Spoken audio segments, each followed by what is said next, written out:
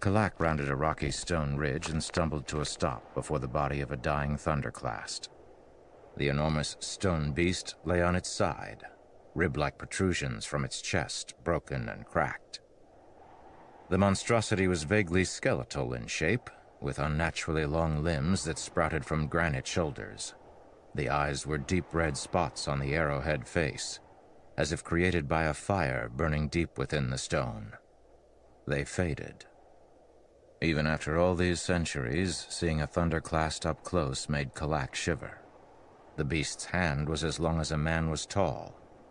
He'd been killed by hands like those before, and it hadn't been pleasant. Of course, dying rarely was. He rounded the creature, picking his way more carefully across the battlefield. The plain was a place of misshapen rock and stone, natural pillars rising around him, bodies littering the ground. Few plants lived here. The stone ridges and mounds bore numerous scars. Some were shattered, blasted-out sections, where surge binders had fought. Less frequently, he passed cracked, oddly shaped hollows, where thunderclasts had ripped themselves free of the stone to join the fray. Many of the bodies around him were human. Many were not. Blood mixed, red, orange, violet. Though none of the bodies around him stirred, an indistinct haze of sounds hung in the air. Moans of pain, cries of grief. They did not seem like the sounds of victory. Smoke curled from the occasional patches of growth or heaps of burning corpses. Even some sections of rock smoldered. The Dustbringers had done their work well. But I survived, Kalak thought, hand to breast as he hastened to the meeting place. I actually survived this time. That was dangerous. When he died, he was sent back. No choice. When he survived the desolation, he was supposed to go back as well. Back to that place that he dreaded. Back to that place of pain and fire. What if he just decided not to go? Perilous thoughts. Perhaps traitorous thoughts. He hastened on his way. The place of meeting was in the shadow of a large rock formation, a spire rising into the sky. As always, the 10 of them had decided upon it before the battle. The survivors would make their way here. Oddly, only one of the others was waiting for him. Yezrian. Had the other 8 all died? It was possible. The battle had been so furious this time, one of the worst. The enemy was growing increasingly tenacious. But no.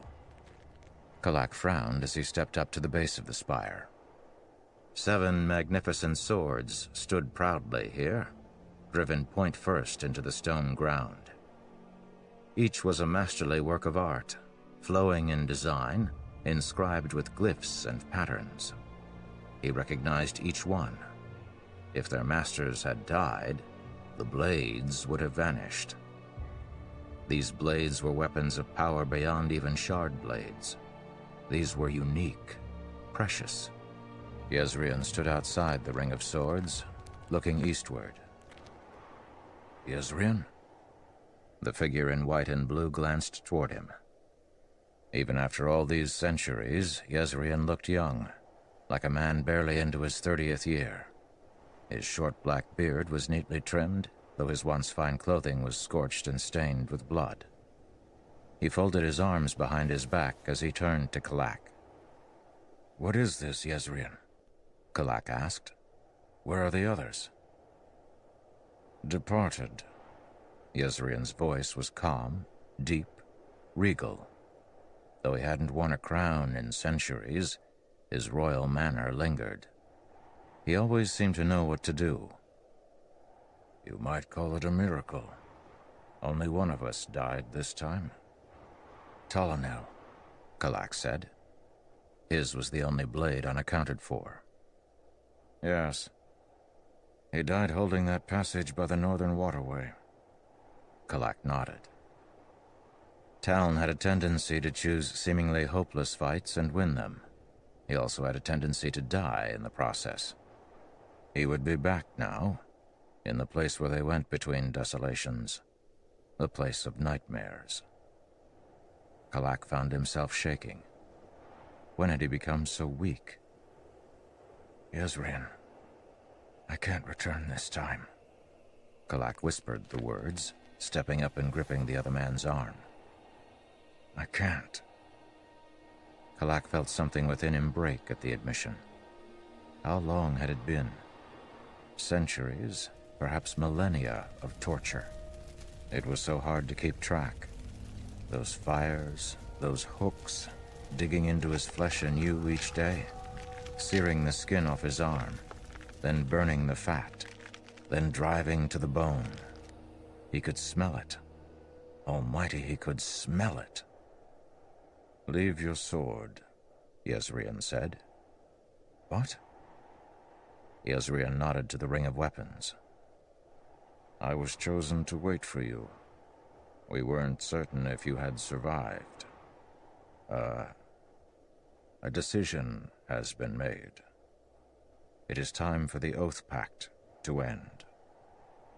Kalak felt a sharp stab of horror. What will that do? Ishar believes that so long as there is one of us still bound to the Oathpact, it may be enough.